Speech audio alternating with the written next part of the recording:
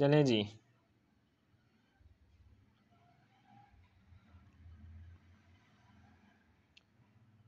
अल्लाह का शुक्र है, ठीक है। तो चलें जी, अब न्यूक्लियोसोम मैंने बताया। अब न्यूक्लियोसोम का फंक्शन क्या है? न्यूक्लियोसोम का लिख लें, ये आपके डीएनए को पैकेज करती है। क्या करती है? पैकेज करती है, पैक करती है आपके डीएनए को। ठीक है, ठीक हो गया। ये देखें, आपके डीएनए को उसने अच्छे तरीके से हिस्टोन प्रोटीन्स के ऊपर पैक किया हुआ है। अब व्हाट आर हिस्टोन प्रोटीन्स? लिखें, these are highly alkaline proteins. These are highly alkaline proteins that package the structure of DNA, और ये डीएनए की स्ट्रक्चरल इंटेग्रिटी को कायम रखती हैं। ये हैं जनाबे अली आपकी न्यूक्लियोसोम। अब न्यूक्लियस का जो साइटोप्लाज्म है, इस तरह विस्कस मटेरियल, उसको लिखते हैं, लिख लेना, उसको कहते हैं न्यूक्लियोप्लाज्म। न्यूक्लियोप्लाज्म, न्यूक्लियस का साइटोप्लाज्म, उसको हम क्या कहते हैं? न्यूक्लियोप्लाज्म। ठीक हो गया। अब कोई बंदा पूछे कि हमारे न्यूक्लियस का फंक्शन क्या है, तो आपने बताना है कि एक हमारे डीएनए को पैकेज करना, लिखते जाइए मेरे अल्फाज, और इंटरव्यू में इसी तरह बताने हैं। उसकी स्ट्रक्चरल इंटेग्रिटी को कायम रखना,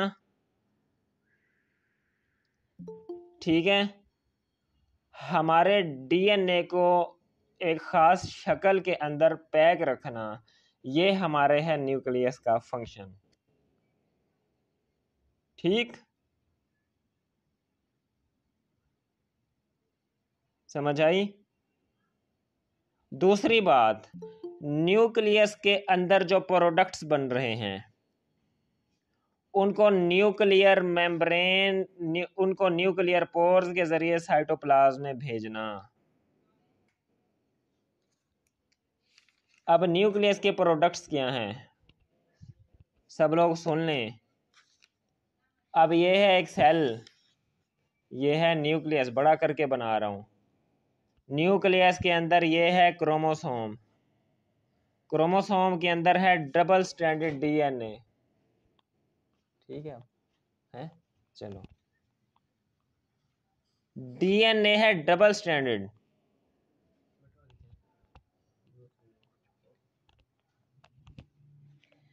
डीएनए से बनता है सिंगल स्ट्रैंडेड आरएनए। इस स्टेप को कहते हैं ट्रांसक्रिप्शन। ट्रांसक्रिप्शन जो बन जाता है हमारा आरएनए, तो वो उस वक्त होता है एचएनआरएनए, हेट्रोजीनस न्यूक्लियर आरएनए। ठीक, बाद में इसकी पोस्ट ट्रांसक्रिप्शनल मॉडिफिकेशन होती है, और वो फिर बताता है कि मैं मैसेंजर आरएनए हूं, ट्रांसफर आरएनए हूं, या राइबोसोमल आरएनए हूं। यानी पहले बच्चा पैदा होता है, ठीक है, बाद में बच्चे का नाम रखा जा रहा है कि इसका नाम अहमद है, इब्राहिम है, असद है, या क्या है। ठीक, समझ आ गई? तो ऐसा आरएनए जिसकी पोजीशन डिफाइंड ना हो, फंक्शन डिफाइंड ना हो, उसको हेट्रोजीनस न्यूक्लियर आरएनए कहते हैं। हेट्रो ज्यादा, जीनस ज्यादा पे मुश्तमिल, न्यूक्लियर आरएनए जो न्यूक्लियस के अंदर पाया जाता है। अब यही आरएनए बन के heterogeneous nuclear RNA nuclear pores के जरिए साइटोप्लाज्म में आ जाता है। ये इसके ऊपर कोडॉन लगे हुए हैं। और यहाँ पे प्रोटीन सिंथेसिस का प्रोसेस शुरू हो जाता है। सबसे पहली ऑर्गेनेली न्यूक्लियस की समझ आ गई आपको? इसके फंक्शन समझ आ गए? जल्दी से जवाब दें बच्चों। पहले किस किस को क्लियर नहीं थे?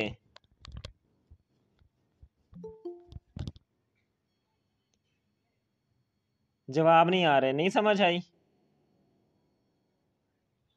चलें, अब हम चल रहे हैं अगली ऑर्गेनेली की तरफ, जो है साइटोप्लाज्म।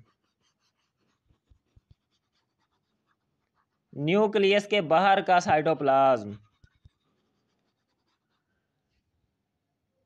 ठीक, न्यूक्लियस के साइटोप्लाज्म को हमने क्या कहा था? न्यूक्लियोप्लाज्म।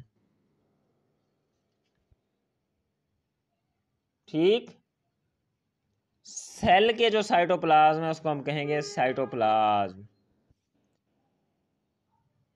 ठीक, इसका फंक्शन क्या होता है? सबसे पहले साइटोप्लाज्म का लिखें, ये ग्राउंड सब्सटेंस के तौर पे काम करता है।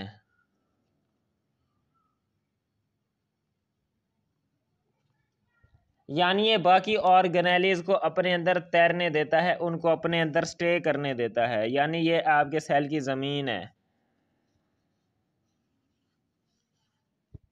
समझ रहे हैं? समझ रहे हैं?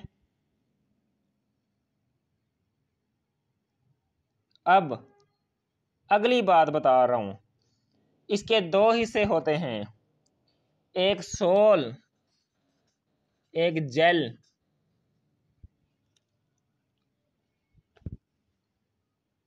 Jail is a viscous material.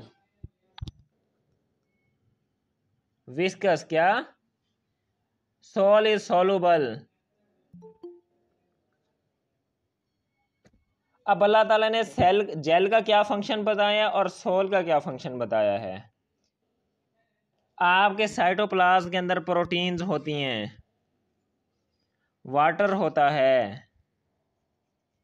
तो प्रोटीन्स जो हैं वो सॉल्युबल हिस्से में हल पजीर नहीं होती। आवाज आ रही है? अब आ रही है आवाज? जी, तो प्रोटीन्स जो हैं वो वाटर में सॉल्युबल नहीं होती, इनसॉल्युबल हैं। और वाटर वाली जो सब्सटेंसेस हैं वो जेल में सॉल्युबल नहीं होती, जिसकी वजह से आपके सेल की इंटेग्रिटी कायम रहती है। सोल और जेल का फंक्शन समझ आ गया?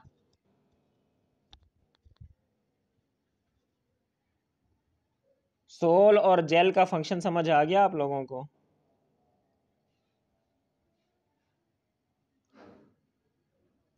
अगर सिर्फ सोल वाला पोर्शन हो तो सोल वाली चीजें यानी पानी वाली चीजें वो तो सारी हल पजीर हो जाएंगी इसके अंदर। और अगर सिर्फ जेल हो जाए आपके जिस्म में, साइटोप्लाज्म में, तो जेल क्योंकि विस्कस होता है, ऑर्गेनिक होता है, तो ऑर्गेनिक चीजें सारी डिसॉल्व हो जाएंगी। इसलिए दोनों एक दूसरे के एंटी पोर्शंस अल्लाह ताला ने बनाए हैं ताकि वो एक दूसरे के अंदर डिसॉल्व ना हो। ठीक,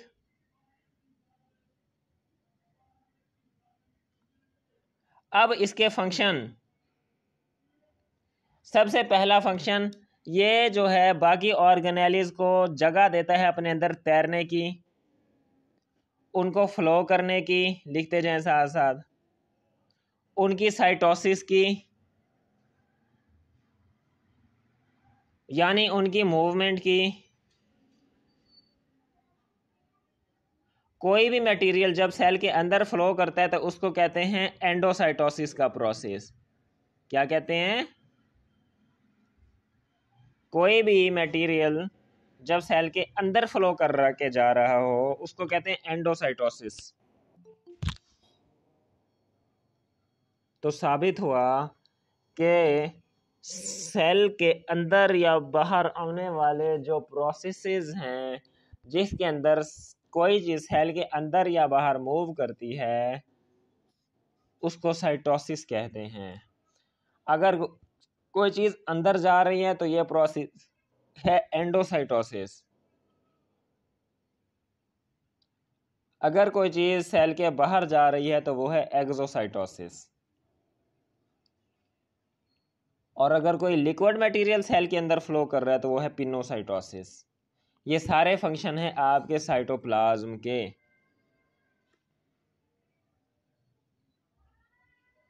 अब समझ आई?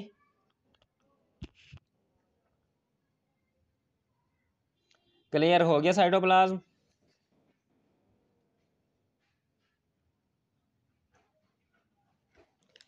अब हमारी अगली ऑर्गेनेली है इससे मिलती जुलती, जिसका नाम है लाइसोसोम। लाइसो का मतलब ब्रेकिंग डाउन। सोमा का मतलब बॉडी। लिख लें कि ये आपके सेल के अंदर पाए जाने वाले ऐसी बॉडीज होती हैं जिनके पास हाइड्रोलाइटिक एंजाइम्स होते हैं।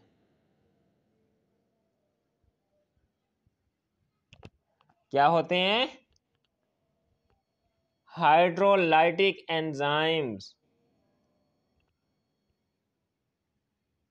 अब इनका फंक्शन बता रहा हूं। फंक्शन सुने। फॉर एग्जाम्पल ये कोई माइटोकॉन्ड्रिया था सेल के अंदर। एक और ऑर्गेनेली का फंक्शन क्लियर करवाने जा रहा हूं। माइटोकॉन्ड्रिया को कहते हैं पावर हाउस ऑफ सेल। क्यों पावर हाउस ऑफ सेल? ये माइटोकॉन्ड्रिया, ये इसकी F1 पार्टिकल,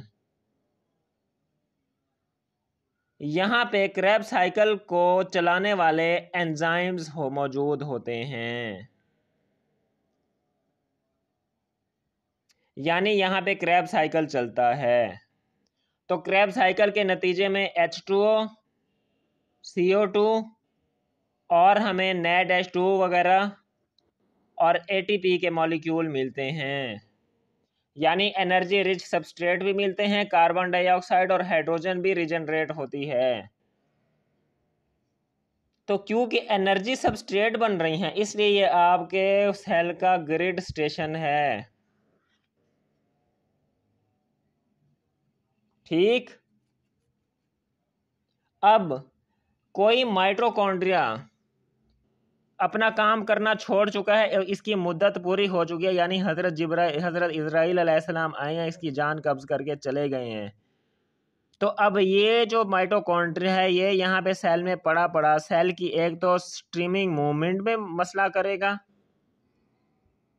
दूसरा ये बाकी चीज़ों को ख़राब करेगा। तो फिर सबसे पहले लाइसोसोम्स आते हैं इसके पास, आगे उसके ऊपर वैक्यूल सिक्रीट करते हैं ऐसे। उस वैक्यूल के अंदर हाइड्रोलाइटिक एंजाइम्स होते हैं जो इस माइटोकॉन्ड्रिया को छोटे छोटे सॉल्युबल पीसीज में तोड़ते हैं। तोड़ने के बाद इनको सेल से बाहर फेंक देते हैं। ये फंक्शन था लाइसोसोम्स का। किसी को समझ नहीं आई मुझे रोक के पूछ सकता है, और जिनको पहले क्लियर नहीं थे वो भी बता दें कि हमें क्लियर नहीं था। ये मैं इसलिए पूछता हूँ ताकि आपके अंदर सच्चाई दूसरों को बताने और अपनी वो एक्सेप्ट करने की सलाहियत पैदा हो। अपना कसूर बताया करें, डंके की चोट में बताया करें। पेपर फेल हुआ है जी, हुआ है, मेरा हुआ है जनाब। क्यों नहीं हुआ? तैयारी नहीं थी। समझ आ गई? अब एक और ऑर्गेनेली की तरफ चलते हैं। कोई और ऑर्गेनेली थी, फॉर एग्जांपल XYZ, ये अपना काम छोड़ चुकी। इसके ऊपर ये लाइसोसोम्स अपना वैक्यूल छोड़ देंगे।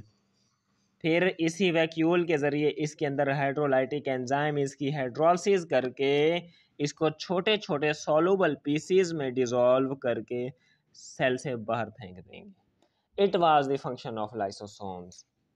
इंटरेस्टिंग जा रहा है बच्चों? बोरिंग तो नहीं हो रहा? अच्छा, अब दूसरी बात,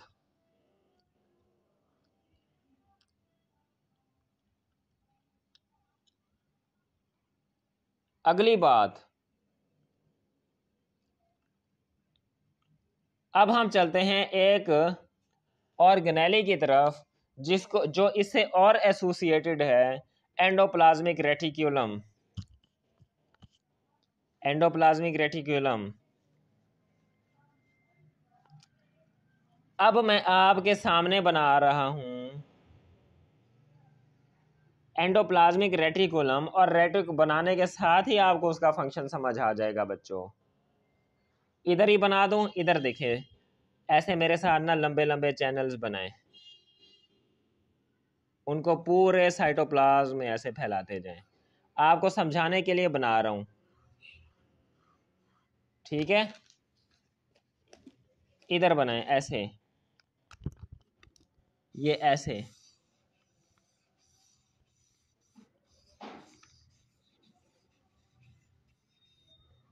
तो ये माइक्रोस्कोपिक ऐसे लंबे लंबे चैनल्स के ऊपर मुश्तमिल होता है, जो पूरे साइटोप्लाज्म में फैली हुई होती हैं।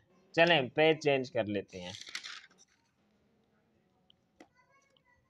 ये है सेल। अब मैं न्यूक्लियस नहीं बना रहा, ठीक है, क्योंकि न्यूक्लियस का फंक्शन हम पढ़ चुके हैं। अब मेरे साथ बनाए ऐसे,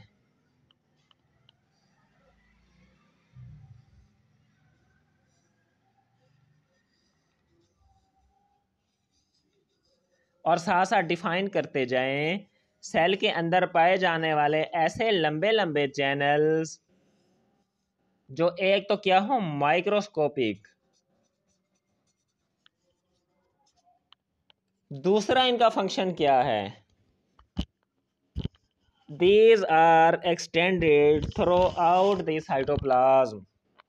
देखें पूरे साइटोप्लाज्म में फैले हुए हैं, सेल मेम्ब्रेन्स से लेके सारे साइटोप्लाज्म को आपस में मिला रहे हैं।